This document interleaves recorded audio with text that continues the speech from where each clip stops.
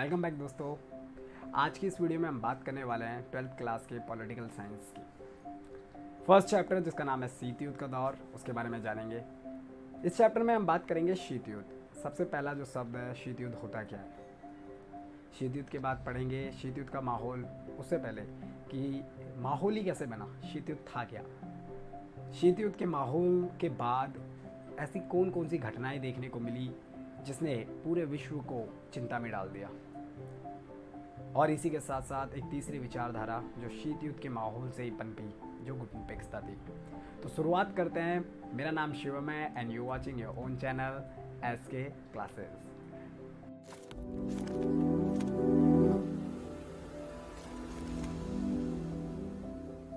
इसी कैटेगरी में हम सबसे पहले चैप्टर को चालू करने से पहले हम कुछ डिटेलिंग्स की बात करते हैं। शीत युद्ध को इंग्लिश में कोल्ड वॉर कहते हैं।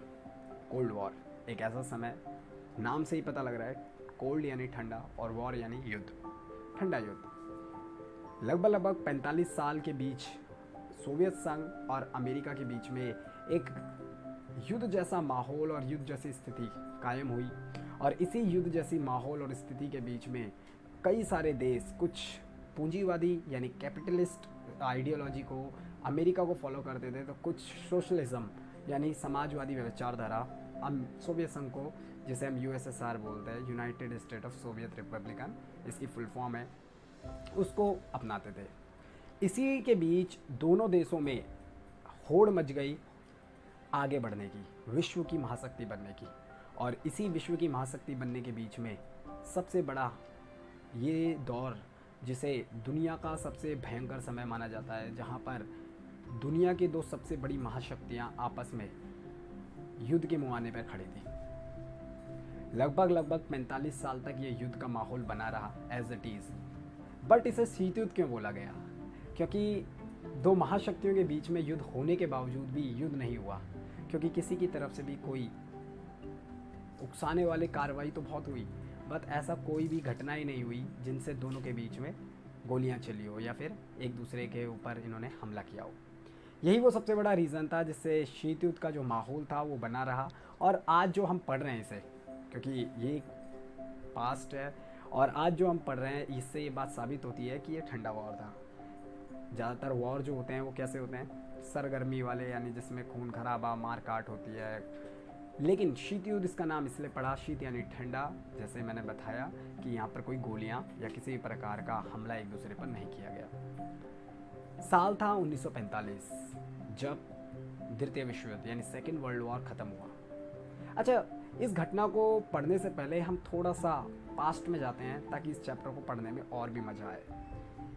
इसे हम सिर्फ और सिर्फ स्टोरी के रूप में पढ़ेंगे, ठीक है, डिटेलिंग, और नोट्स में हम कुछ फैक्ट्स को रखेंगे ताकि हर एक बच्चे को अच्छे से चीज़ें समझ आ सके। तो बात कुछ ऐसी थी, साल था 1914, जब फर्स्ट वर्ल्ड वॉर का आगाज़ हुआ, यानी प्रथम विश्व युद्ध।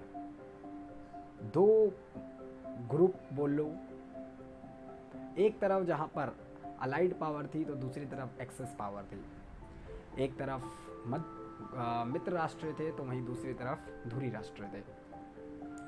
दोनों ही देशों के बीच, यानी ये जो ग्रुप थे, इनको लीड अलग अलग देश कर रहे थे। जहाँ अलाइड पावर को लीड कर रहा था ब्रिटेन, ग्रेट ब्रिटेन, फ्रांस, तो वहीं पर जर्मनी जो थी, जो कि नाज़ीवाद थी, हिटलर की विचारधारा, जर्मनी धुरी राष्ट्रों को लीड कर रही थी। फर्स्ट वर्ल्ड वॉर 1914 से 1919 के बीच में चला, और इस दौरान बहुत सारी घटनाएं घटी।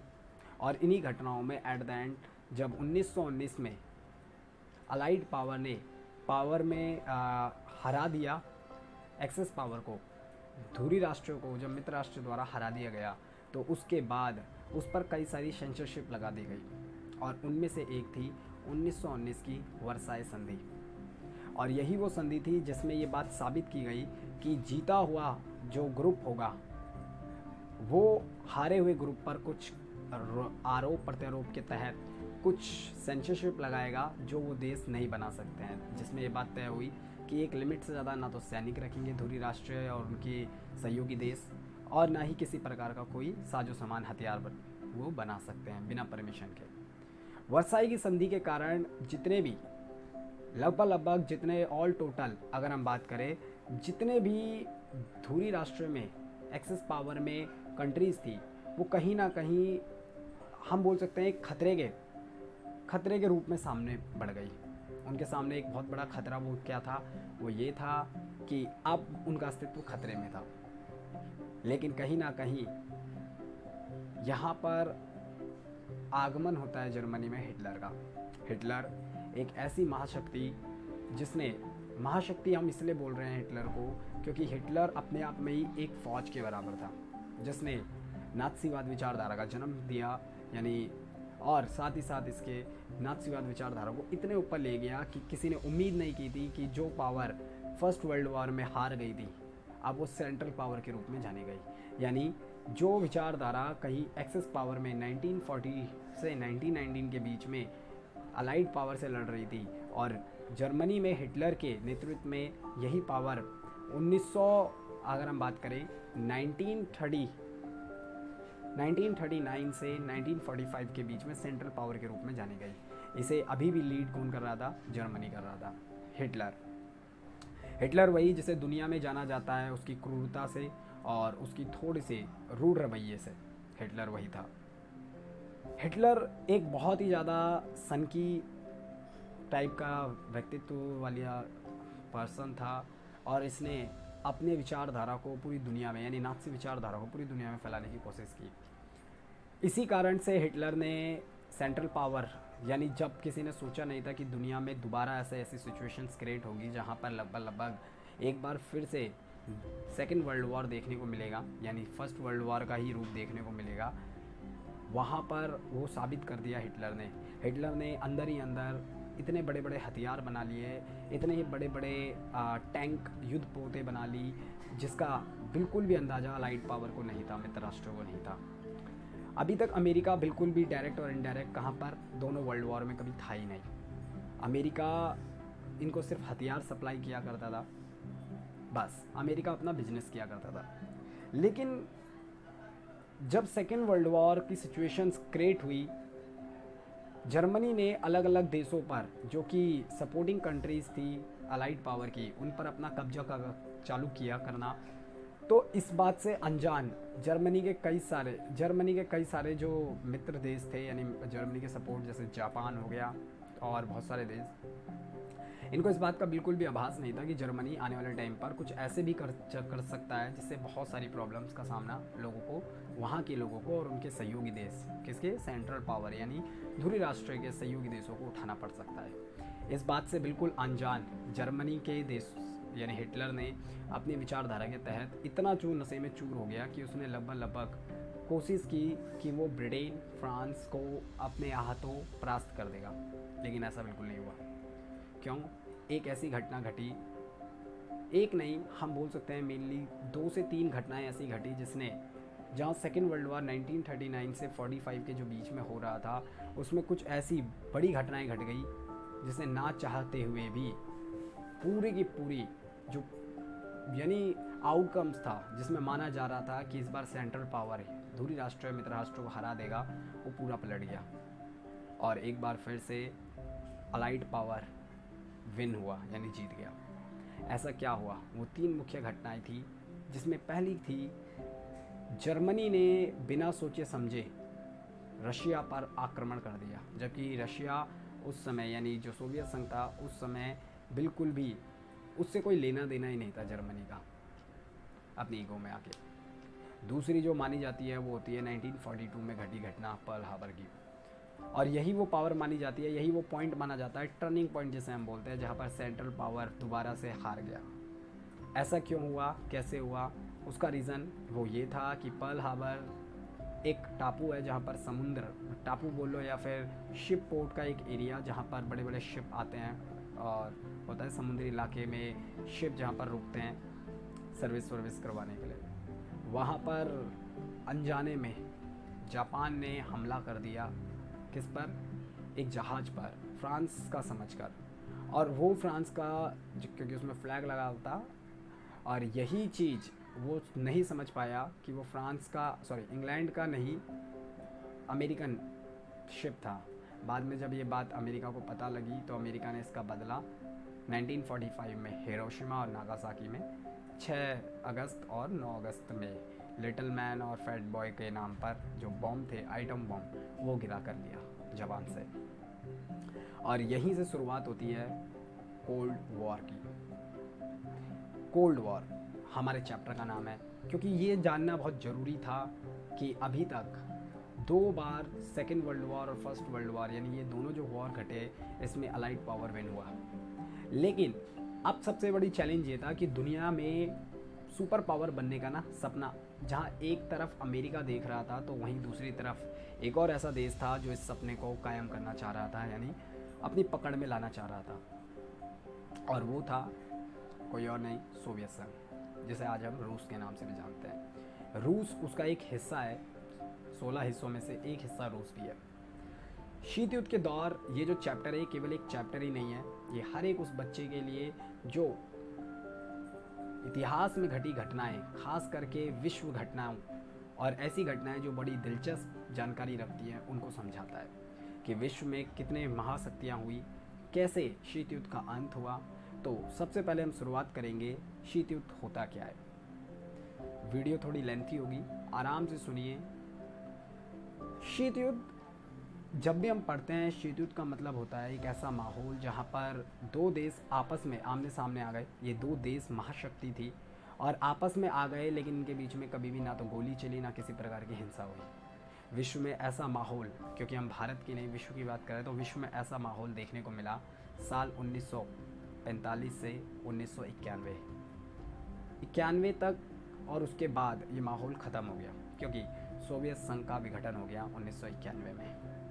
मिखाइल गोर्बाचेव वो लास्ट व्यक्ति थे जिन्हें सोवियत संघ में बदलाव और वहाँ की जनता के मन में जो असंतोष पनपा हुआ था, उसे ख़त्म करने के लिए प्रयास के रूप में हायर किया गया था, यानी बुलाया गया था। बट उनके देर हो चुकी थी तब तक, तो इस वजह से वो वहाँ की पब्लिक को सेटिस्फाई नहीं कर पाए और 1991 में ऑटोमेटिक बिना युद्ध लड़े अमेरिका विश्व की एकमात्र महाशक्ति के रूप में उभर गया।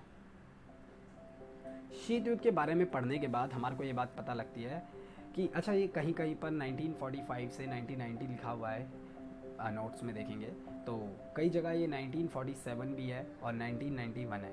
तो याद रखना करेक्ट डेट 1945, क्योंकि सेकेंड वर्ल्ड वॉर के तुरंत ख़त्म होने के बाद 2 देशों के बीच में, क्योंकि शीत युद्ध का माहौल पनपता ही नहीं अगर अमेरिका दुनिया में अपनी विचारधारा और सोवियत संघ अपनी विचारधारा ज़्यादा से ज़्यादा देश तक फैलाने की प्रयास नहीं करते। क्योंकि ऐसा होता है अक्सर कि एक क्लास के 2 कॉम्पिटिटर, जो एक फर्स्ट आता है और जो सेकंड आता है, उनके बीच में हमेशा कहीं ना कहीं एक दूसरे के लिए एक पॉजिटिव वाइब्स नहीं होती है। उसका रीज़न क्या है? क्योंकि दोनों एक दूसरे से आगे बढ़ना चाहते हैं। फर्स्ट वाला अपनी पोजीशन को बरकरार रखना चाहता है और सेकंड वाला चाहता है कि वो फर्स्ट आ जाए, और इसी बीच को लेकर दोनों एक पोजीशन को प्राप्त करने के लिए दोनों क्या कहीं ना कहीं सेटिस्फाई नहीं होते हैं, और इसी वजह से उनकी आपस में जो क्या होता है कम्युनिकेशंस होती है वो ज़्यादा खास नहीं हो पाती है। सेम यहाँ पर शीत युद्ध में भी हुआ। अमेरिका की विचारधारा, अमेरिका दुनिया का पहला वो दुनिया मानी जाती है। बेसिकली हमारे इस पूरे संसार को 3 दुनियाओं में बांटा गया है। पहली दुनिया अमेरिका और उसकी विचारधारा कैपिटलिज्म यानी पूंजीवाद मानी जाती है। पूंजीवाद कौन सी विचारधारा होती है? जहाँ पर कैपिटल यानी पैसे को वैल्यू दी जाती है, यानी अगर आपके पास पैसा है तो आप देश के सभी संसाधन पर आपका अधिकार है। दूसरी दुनिया में सोवियत संघ को रखा गया, जैसे हम USSR बोलते हैं। अमेरिका को USA भी बोलते हैं, इसकी फुल फॉर्म है यूनाइटेड स्टेट ऑफ अमेरिका, और USSR का फुल फॉर्म है United state of Soviet Republican. Soviet संघ की विचारधारा समाजवादी या साम्यवादी थी। साम्यवादी विचारधारा में समाज को बराबर संसाधनों के बंटवारे पर जोर दिया जाता है।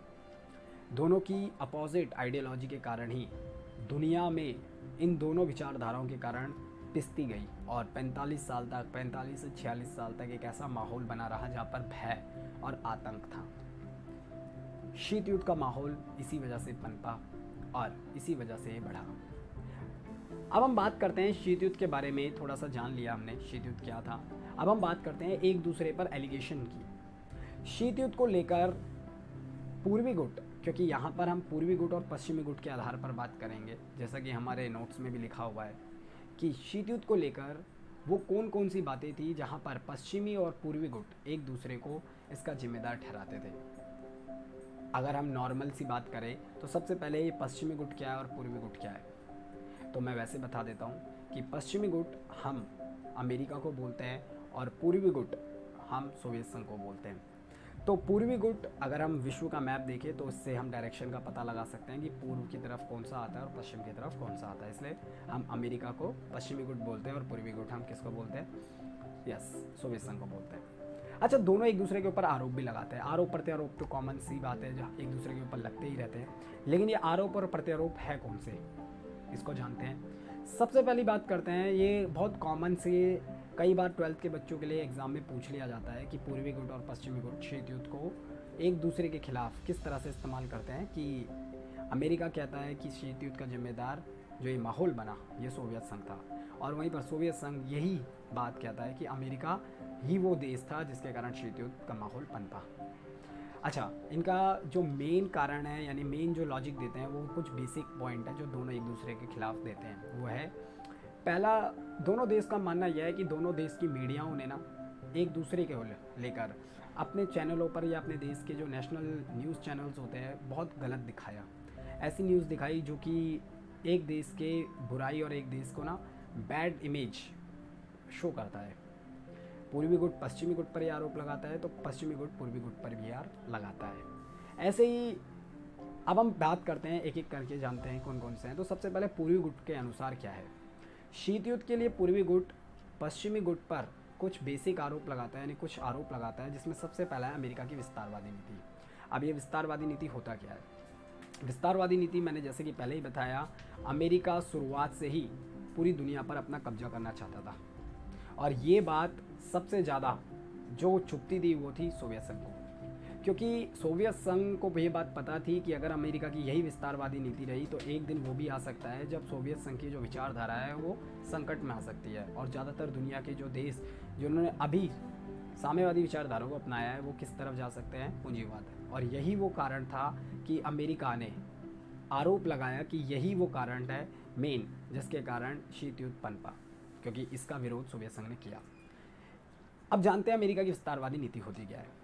इनके अनुसार अमेरिका अपनी पूंजीवादी विचारधाराओं को बढ़ाकर अपने से कमजोर देशों पर अपने अधिकार क्षेत्र को बढ़ा रहा था, लेकिन सोवियत संघ उसके मार्ग में सबसे बड़ी रुकावट बनकर चुनौती पैदा कर रहा था।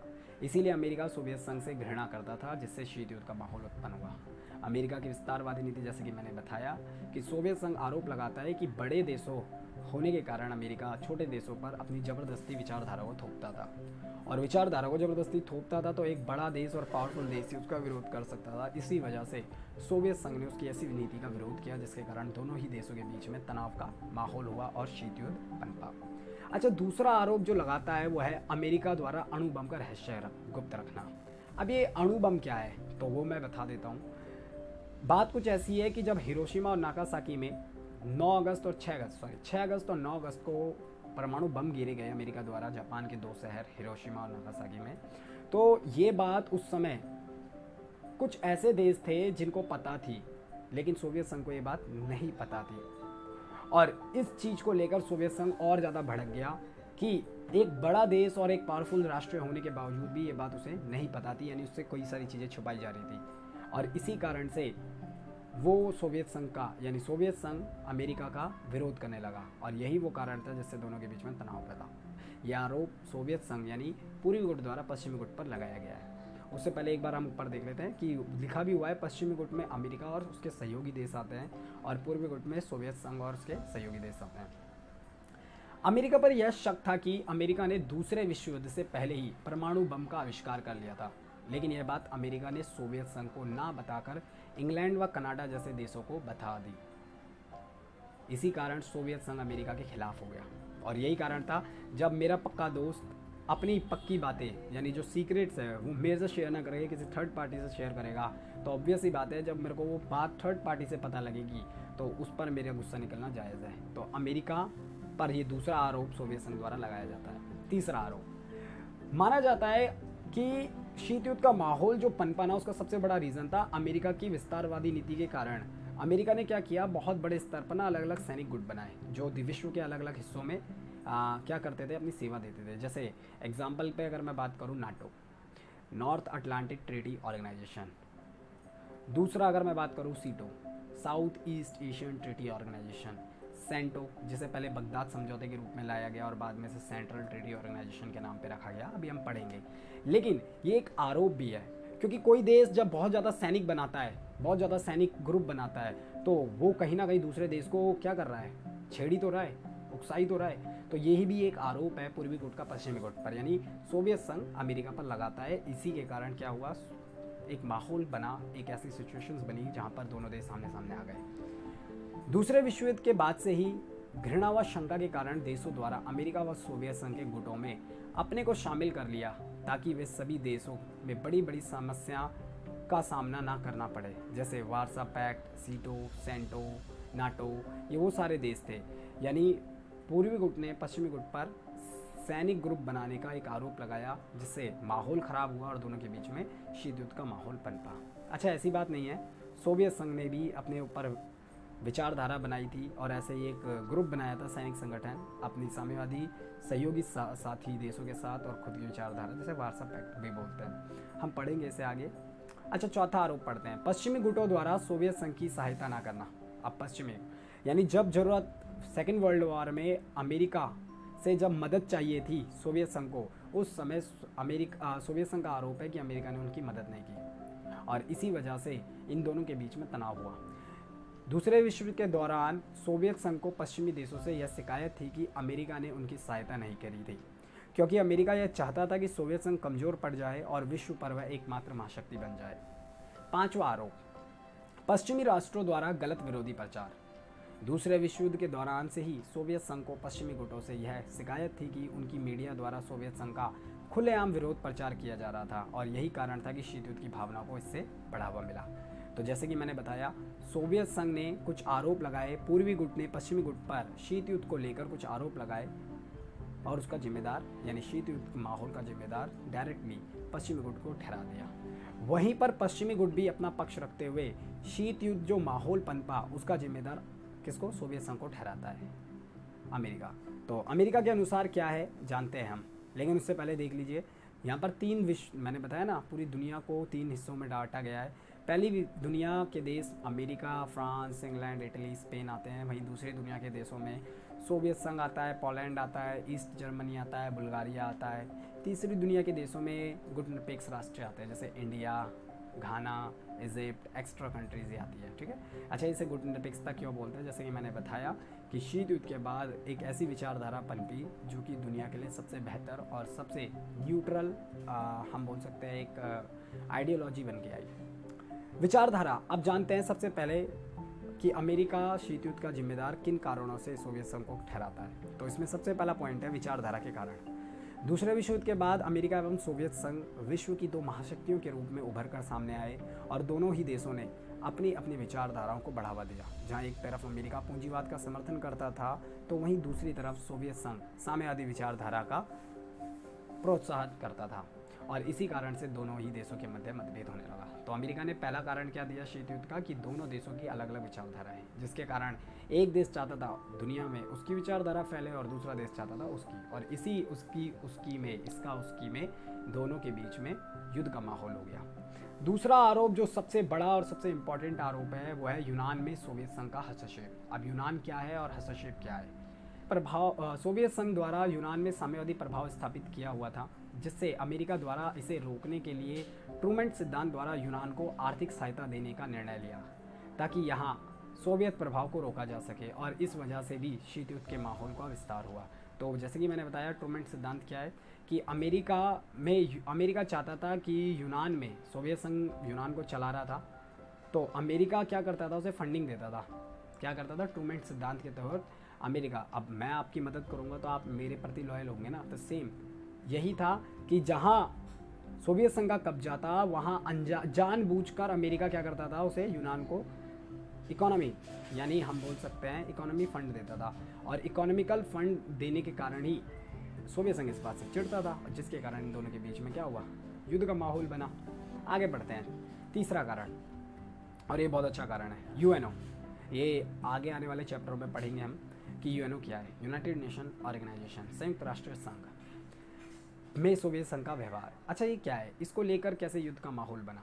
तो बात ऐसी है कुछ कि अमेरिका ये आरोप लगाता है क्योंकि स्थायी सदस्यों में अमेरिका और सोवियत संघ दोनों हैं। और कोई भी निर्णय जब यूएन और संयुक्त राष्ट्र संघ में लिया जाता है तो स्थायी सदस्यों के 5 मेंबर जो कि स्थायी होते हैं उनकी रजामंदी पांचों की जरूरी है, नहीं तो वो मुद्दा अप्लाई नहीं होगा, यानी वो मुद्दा ज़मीनी स्तर पर लागू नहीं होगा। तो अमेरिका का ये आरोप है क्योंकि यूएनओ की धरती जो है इसका मुख्यालय जो है वो अमेरिका में है, और इसी वजह से क्योंकि अमेरिका इसको चलाता है मेन, और इसी वजह से सोवियत संघ इस बात से चिढ़ता था और सोवियत संघ इसमें नकारात्मक भूमिका निभाता था।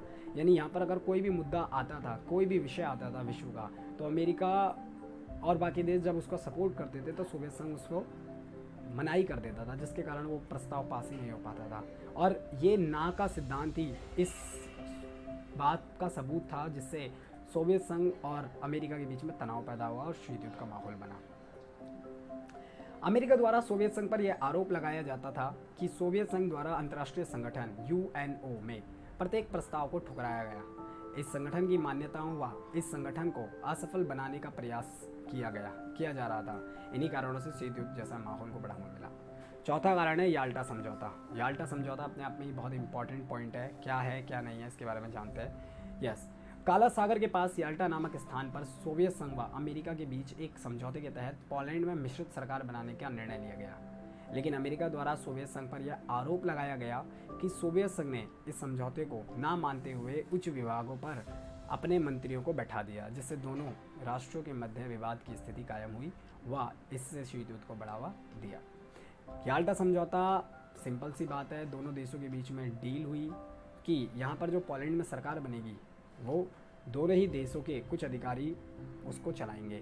लेकिन अमेरिका आरोप लगाता है कि ऐसा डील होने के बाद सोवियत संघ ने बड़े बड़े पदों पर किसको, अपने मूल निवासियों को यानी अपने देश के लोगों को बैठा दिया, जिससे दोनों के देश में टकराव हुआ और कहीं ना कहीं शीत युद्ध का माहौल पनपा।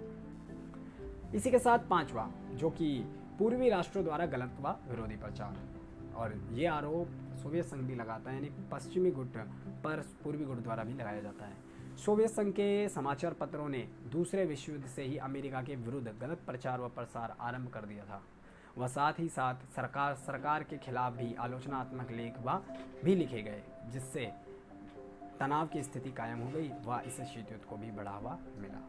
ये वही कारण थे जिसको लेकर शीत युद्ध को लेकर पूर्वी गुट पश्चिमी गुट पर और पश्चिमी गुट पूर्वी गुट पर एक दूसरे पर आरोप लगाते हैं। ठीक है, इसी के साथ हमने ये बात करी।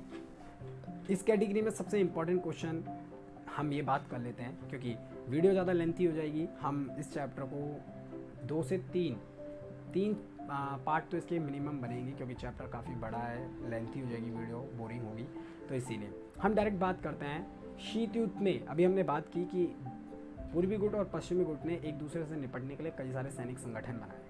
ये सैनिक संगठन कौन कौन से थे, क्योंकि ये 12th क्लास के एग्जाम में बहुत कॉमनली आ जाता है, और वैसे ही जनरल नॉलेज के लिए हर एक व्यक्ति को पता होना चाहिए कि कौन कौन से संगठन है।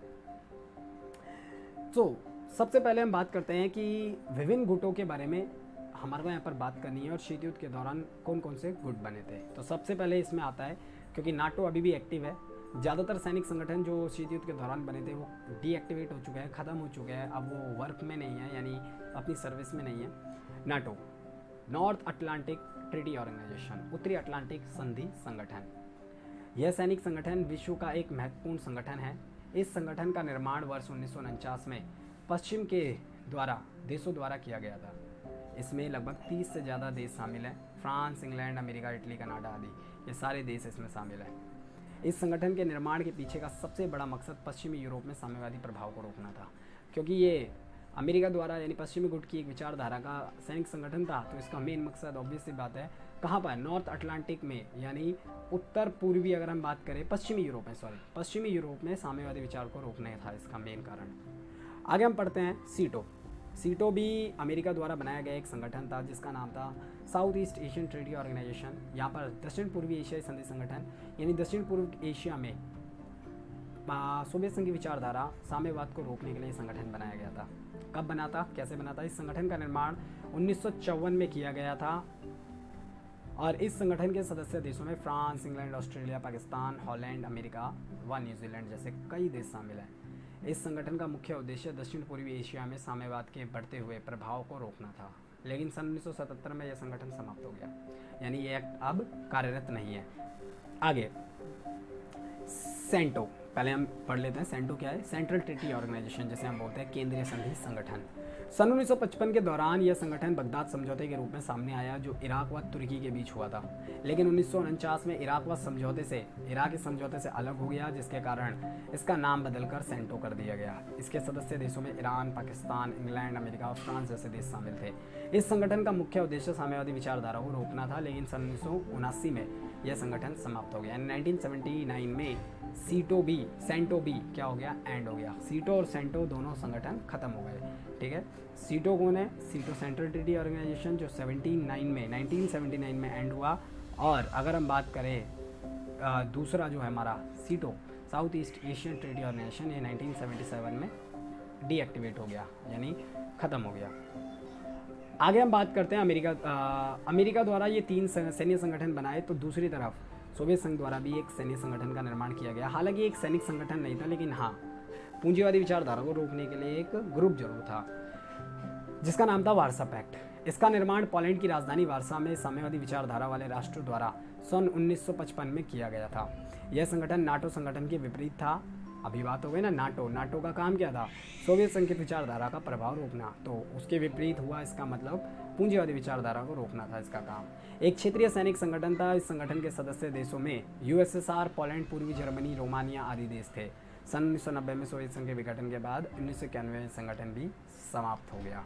तो इसी के साथ हमने अभी तक इस पहले पार्ट में 12th क्लास के फर्स्ट चैप्टर, जिसका नाम है शीत युद्ध का दौर, 1945 से 1991 का समय, इस दौरान क्या हुआ, कैसे हुआ, कौन कारण थे जिससे शीत युद्ध का माहौल पनपा, और कौन कौन से सैनिक संगठन इस बीच में पूर्वी गुट और पश्चिमी गुट द्वारा बनाए गए, ये सब बातों को हमने अच्छे से समझा।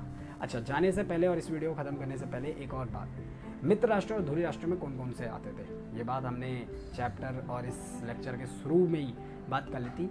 मित्र राष्ट्र में अमेरिका, फ्रांस और इंग्लैंड आते थे, जिसे अलाइड पावर कहते थे, और धुरी राष्ट्र जिसे फर्स्ट वर्ल्ड वॉर में एक्सेस पावर और सेकेंड वर्ल्ड वॉर में सेंट्रल पावर के नाम से जाना गया, जिसमें जर्मनी लीड करता था, इटली और जापान भी आया करते थे। इसी के साथ फर्स्ट चैप्टर का फर्स्ट पार्ट यहीं पे समाप्त करते हैं।